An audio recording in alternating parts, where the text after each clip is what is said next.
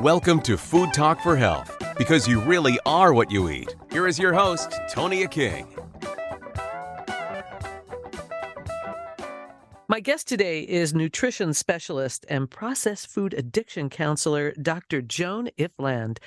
Dr. Joan, thanks for joining me today. Tonia, I am so excited to be here. Thanks for having me.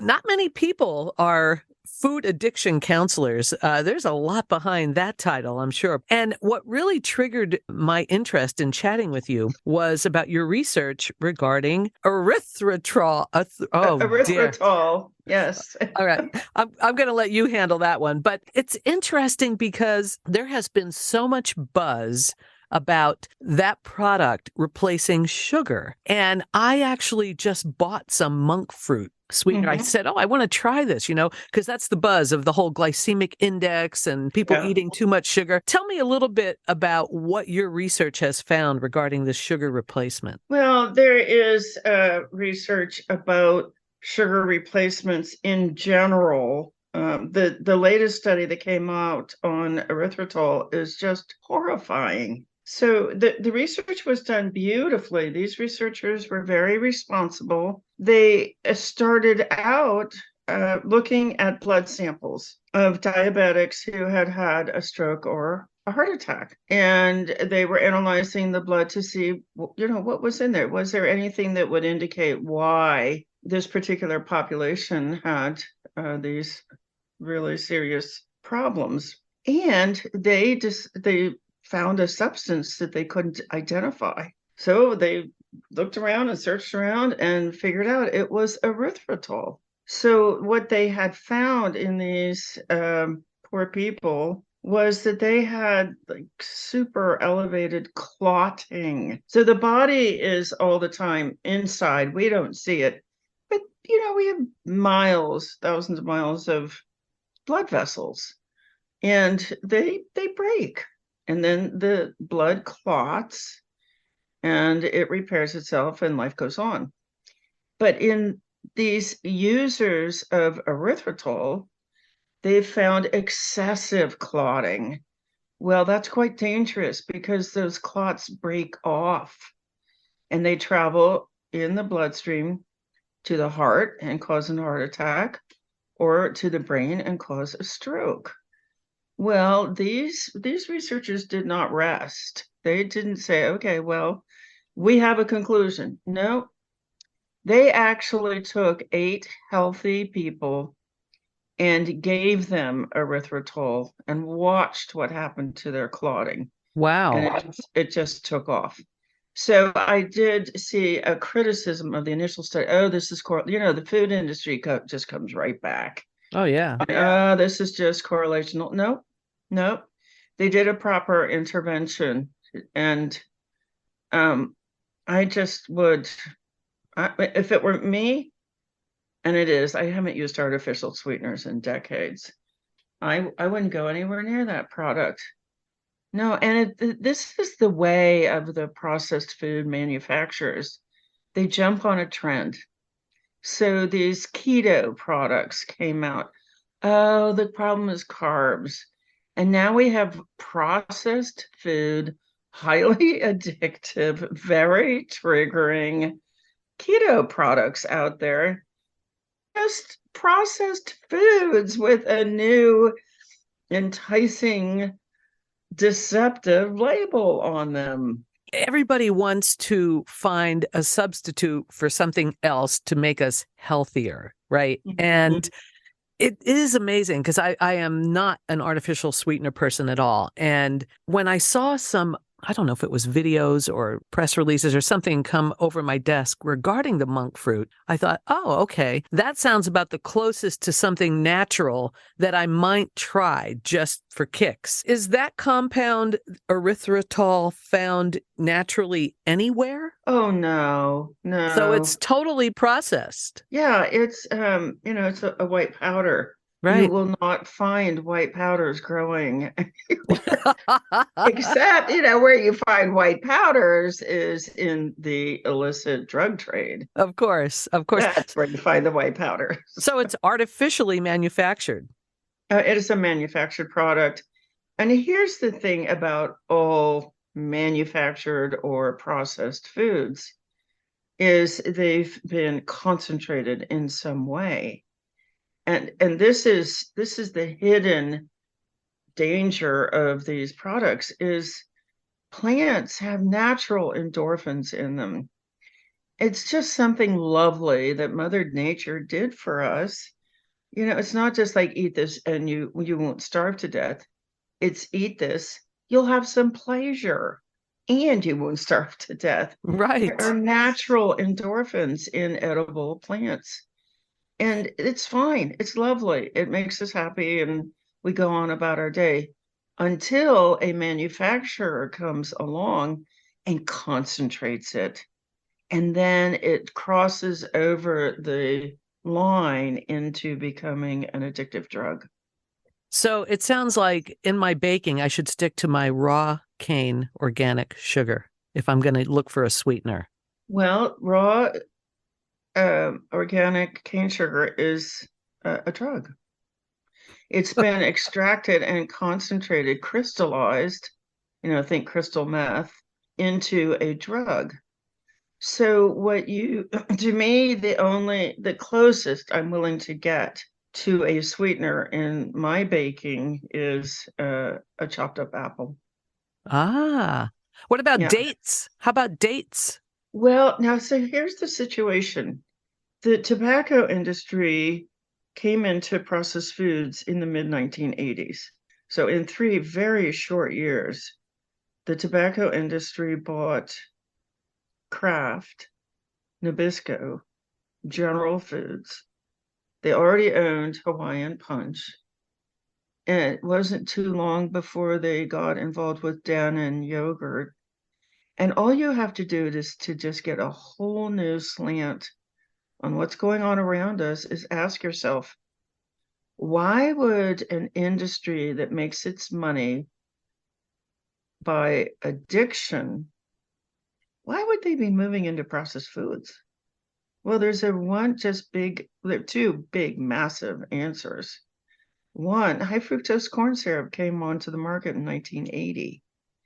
And until that time, the addiction business model did not work for processed food because one of the elements of the addiction business model is the product has to be cheap to make because you have to get that price down low enough that everybody can afford the product. Well, until high fructose corn syrup came on the market, the sweetener was sugar. And that was controlled by another drug cartel, the sugar cartel. So the tobacco cartel didn't say, no, we're not going into that business because we don't want to negotiate pricing with our fellow drug dealers. But that all changed. High fructose corn syrup is very cheap. It's plentiful. The government produces it in vast quantities, no problem. So that barrier came down. And then the other barrier that came down was advertising. So the tobacco industries at that time had finally been beaten in the courts, and they were paying out huge fines, and there was tremendous regulation on the amount of advertising. They were off of television, and there just great regulation on advertising and availability. So when they noticed that the government was actually promoting refined carbohydrates in the dietary guidelines, the food pyramid, the bottom row was all refined carbohydrates. I can't imagine those executives must have just been jumping for joy. Wow. Now, not only was the government not going to prosecute them, but the government was going to promote their products. Within 3 years, tobacco controlled 10% of the American food supply. And that's where it all starts. And now, 30 some years later, our brains are so sensitized to sweet taste. It is a cue, it's a trigger for an addictive response, an intense craving, an addiction. So I can't have monk fruit in my house. I can't even have bananas in my house. They're too sweet. I'm too sensitive. And 93% of Americans have what's called, I'm going to give you the technical term and then I'll just describe what it is. Okay. It's called a metabolically. Their triglycerides are too high, their blood glucose, their blood pressure, their cholesterol, or their waist to hip ratio. 93% of the country, which is exactly what you would expect to find when you were looking at, we eating 73% of our calories in these processed drug-like, highly destructive substances. So yeah, I don't know. Does that all make sense? Yeah, and it's actually quite alarming.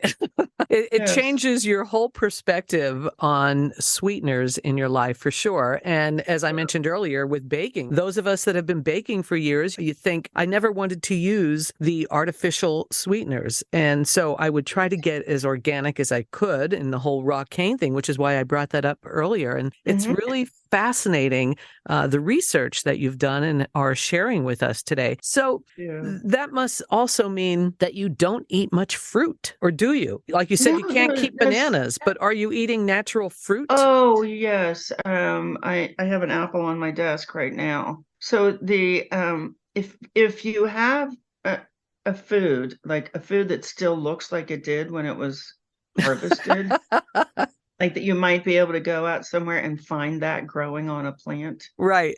That is not the problem. It's the processed. Yes, it's when you concentrate those natural endorphins, when you concentrate it by heating to a high temperature, taking out the fiber, then the sweetness and the endorphins just rush into the bloodstream.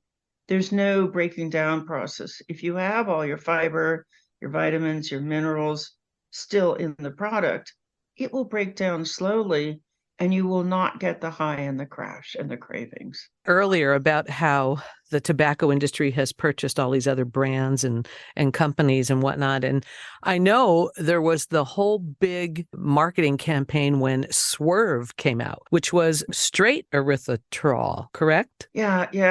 There's been a whole succession. Just think all the way back to saccharin. Right. Exactly. Well, researchers in Bordeaux actually did this research. They addicted rats to saccharin, sugar, cocaine, and heroin. Wow. And then, yeah, really messed up rats, poor things. Then they got them into a cage with all 4 levers, so the rat could choose which drug they wanted. Well, they chose the sugar. And so the researchers said, well, maybe it's because sugar has calories in it. They took the sugar away. They chose the saccharin. My goodness. Yes, these are highly addictive substances. And how did this all get started? Well, when the tobacco industry got hold of all these processed food manufacturers, they hired a consultant. This is a real person. He's described in one of Michael Moss's books. His name was Howard Moskowitz. He was a Harvard-trained PhD in experimental psychology of marketing. And he developed a technique where the manufacturers could hide. Now, this is another element of the addiction business model. You have to hide your addictive substance in a seemingly innocent product. Like they already knew to hide extra nicotine in cigarettes. The alcohol industry already knew to hide extra alcohol in their teenage products. So this fellow went around to all of the manufacturers and hid extra sugar or high fructose corn syrup, salt, and fat in seemingly innocent products like tomato sauce. Americans have developed this addiction on a very wide scale basis. It's just like tobacco. 2/3 of American adults smoked at the height of tobacco. And they just brought the entire business model over to processed foods in the 1980s.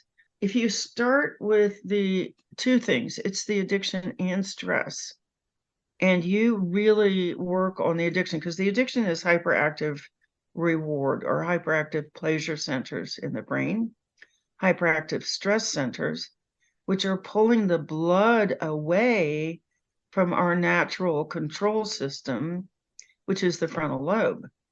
So people are not making decisions anymore. Decision making happens in the frontal lobe. This is an entirely different mechanism in the brain.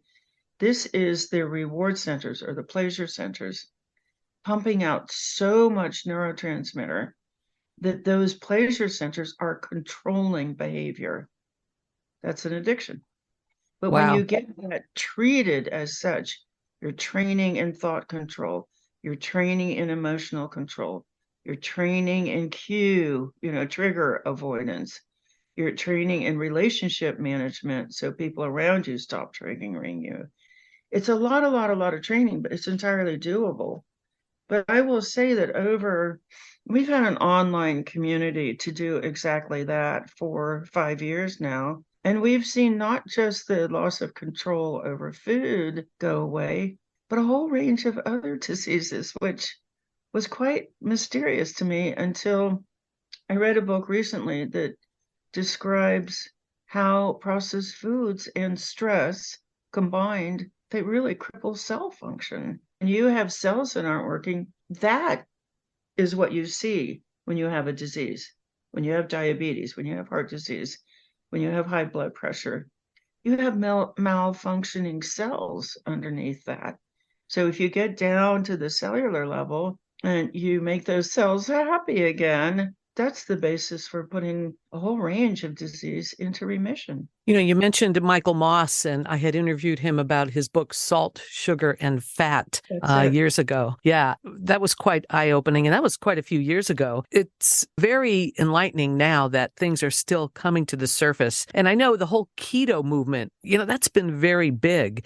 And I'm wondering if gluten-free people also have to pay attention to this stuff as well, because I find that with all the gluten-free products, it seems that there's either a lot of sugar in there or a lot of fat or a lot of other processed ingredients as well. Mm-hmm. So here's the thing, Tonia, you just have the food industry hired neurologists, brain scientists to formulate products and formulate advertising for them. Formulate availability. It's the 5 A's of the addiction business model, and I have published on this. It's advertising, availability, affordability, addictive product formulation, and young age of onset. So, for example, they brought the Marlboro Country Store addiction process right over to children and sugar in the Kool-Aid wacky warehouse. It's just diabolical. First, they hide the substance in the product, and then they incentivize the user to buy it a lot, more than they would otherwise, so that you can establish the addiction through repeat exposure. So you would buy your Marlboro cigarettes and you would get a purchase coupon, which you could send in for free stuff from the Marlboro Country Store. So by repeat use, you've established the addiction. And then by having logoed triggering items like your lighter and your belt buckle, you would trigger those pleasure cells to release that massive amount of cravings, and you would lose control over behavior. You would be buying the product. So they did the same thing with these with Kool-Aid. They had the wacky warehouse. So the children would be incentivized to buy the product, bug their parents to buy the product often enough to establish sugar addiction. which is pretty easy to do. I mean, you give a rat a combination of sugar, like chocolate, they could be binging within the first day. So these kids bought Kool-Aid enough, drank it enough to get sugar addicted. And then when they sent in for the free prizes, oh, they had a Kool-Aid watch, shorts, hat, cassette player. So they were surrounded by cueing, which meant that their brains were pumping out these craving and behavior control neurotransmitters all the time. This is so hard to think about, but I've done a lot of deep research on whether the behaviors that indicate the presence of an addiction are present in the culture, and they are. Over 80% of Americans are exhibiting 6 or more of these signs, which is the threshold for a severe addiction. And the only reason I'm really dwelling on this is because I hope that your listeners are hearing, hey, this was not my fault. This is not my fault. The weight gain was not my fault. The inability to lose the weight is not my fault. The weight regain is not my fault. The diabetes is not my fault. The high blood pressure is not my fault. None of this is my fault. These were carefully engineered by neurologists to manipulate my brain to do things that are against my will. So I'm just so grateful to you, Tonia, for bringing this information to your listeners. We are talking with nutrition specialist and processed food addiction counselor, Dr. Joan Ifland. I am very appreciative for the research that you are providing and the information you're providing to us. So it seems to me that you don't necessarily have to be a diabetic to worry about this stuff. Anybody in general should be worrying about this stuff, correct? Yes. One of the 6 most common signs of addiction is cravings. And what the industry has done so tragically well is normalized cravings. I remember for myself, I got off of sugar and flour January 1st, 1996. Wow. Yeah, 27 years ago. I did it because I wanted to lose some weight. But what was shocking to me is the cravings that I'd had since I could remember. Cravings went away, bloating went away, brain fog went away, fatigue went away, lifelong sinus infection went away, allergies, the runny eyes and nose went away. But what got me into this field, about 3 weeks into the program, I realized I hadn't raged at, yelled at, criticized my family. I had been in therapy and women's groups and 12-step groups to try to get my anger under control, and it had just faded away. So this has a huge impact on personality. And that's the piece that got me into this field 27 years ago. What are some of the books that you've already published?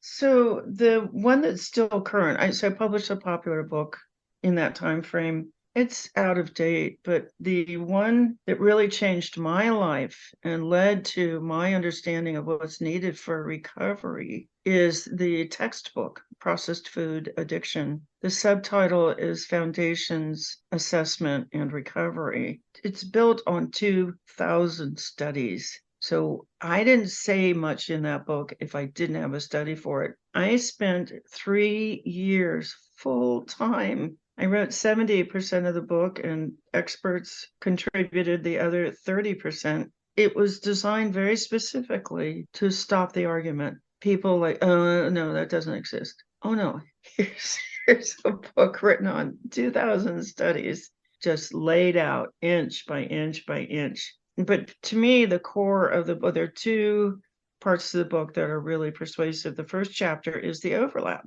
What do people who eat a lot of processed foods, which is the average in the US, what are they doing that drug addicted people or alcohol addicted people are also doing? And you just line it out. You have the hyperactive pleasure centers, hyperactive stress centers, underactive frontal lobe. You have the appearance in family systems. You have the same kind of economic factors.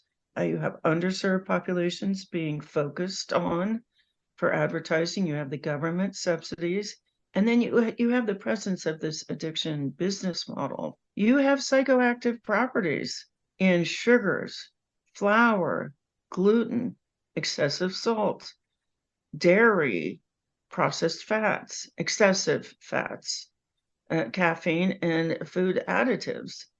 It's the same business model. So you've got to have, if you're going to say, oh my gosh, over 80% of Americans are severely addicted, you've got to have a kind of a drug dealer out there. And about that, the thing about the evidence is that it lines up. It's highly, highly, highly consistent. Everywhere you look, you would say, well, if there was a massive addiction going on in our population, we would have what's called cognitive impairment. Frontal lobe wouldn't be working. And then you just go across the frontal lobe. You have learning disabilities, you have attention deficit, you have poor decision making, you have poor impulse control, you have memory loss. That's exactly what you would expect to find in an addicted brain. Dr. Joan, tell me, what is a sample of your diet? What do you eat? Okay, so I'm at my desk and I'm going to have an apple for breakfast and 4 to 6 ounces of a protein. Now, I'm an omnivore. I eat animal proteins and I eat plant proteins. So I would have 4 to 6 ounces of smoked salmon, sliced turkey. Yesterday I bought ground beef and I'm going to make sausage patties out of it, my own. I would not buy that in a sausage patty in a grocery store, but ground beef with some great seasonings and onion and garlic. It's just a great breakfast. Now, 27 years ago, I would also have a cup of gluten-free steel-cut oats with that. But I am 71 years old now. I can't eat that much food and maintain a good weight. This is the basic combination. It's a protein, a big serving of protein. It's a lot of raw vegetables or slightly cooked vegetables or a combination of cooked and raw vegetables. And for somebody who's younger or somebody who's more physically active than I am, you would add a cup of green peas or sweet potato or brown rice. Now, the keto people have made a really error, and I have worked for a year now on a paper on this topic. So they're not screening for food addiction. These health professionals are not screening for food addiction. The gurus are not screening for food addiction before they start restricting carbs. So what happens if you have an untreated addiction is that it transfers. You have to consciously give a person a skill set of controlling cravings, stopping cravings, neutralizing cravings. It's a skill set, and we teach it all day long.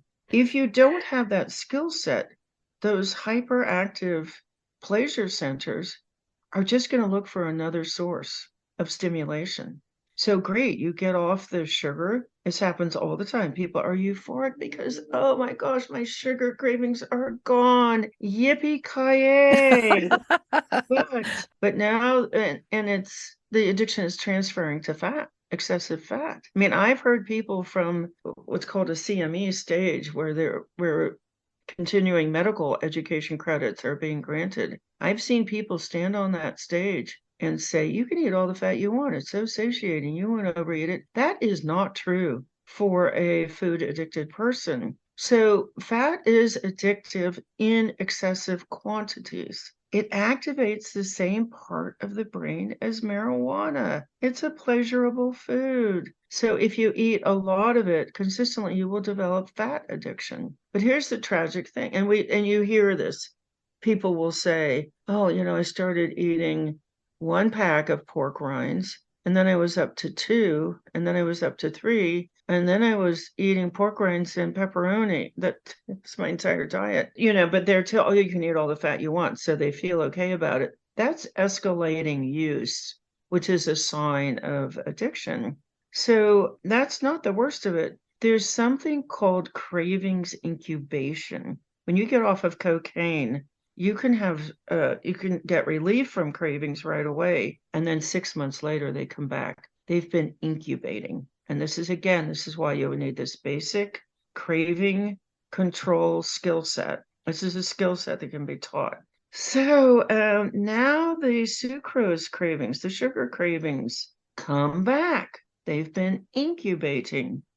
And now you have the most lethal diet possible. You have newly intense fat cravings, and your sugar cravings have come back. And that will kill a cell. That will cripple a cell. And now it's just really, really sad. It's really terrifying. And people cannot stop. They want to stop, but what's going on is there's a battle now between the pleasure centers. Not only do you have the dopamine center hyperactivated from sugar, you have the cannabinoid center hyperactivated by excessive fat. And this is beyond painful. There are other substances like excessive salt and dairy and gluten that activate the opioid center. And then flour has been shown to activate the serotonin center. So all four of the major addictive pathways in the brain are pumping out these craving neurotransmitters. Control behavior. We've seen them. They travel across the brain. They activate the behavior center. And people have described this. Their frontal lobe is screaming, no, no, no, as walking to go get the processed foods. It's terrifying. But this is what's happening in the brain. Those two centers are competing with each other. The pleasure centers are competing with the frontal lobe. And this is thought control training, is you want the ability to stimulate the frontal lobe to put out more neurotransmitter than the pleasure centers. It's just a skill set. It's not self-sabotage. It's a mechanical dysfunction in the brain that can be fixed through training. What fascinating information. We are talking with nutrition specialist and processed food addiction counselor, Dr. Joan Ifland. Where can we go to find out more information about your research, your books, and everything you're doing? Oh, thank you. Processedfoodaddiction.com is our hub. If you want to get help with this, go to foodaddictionreset.com. We also train. I feel so sorry for health professionals who are banging up against this invisible wall. They tell their clients and patients to do something, and the client and patient can't do it. This battle is going on in their brain. So we do offer training at foodaddictionrecoveryadvocate.com, foodaddictionrecoveryadvocate.com. I really appreciate your time today, Dr. Joan. I appreciate you. Just deeply. You've been listening to Food Talk for Health with Tonia King. Thanks for joining us. Eat well to be well.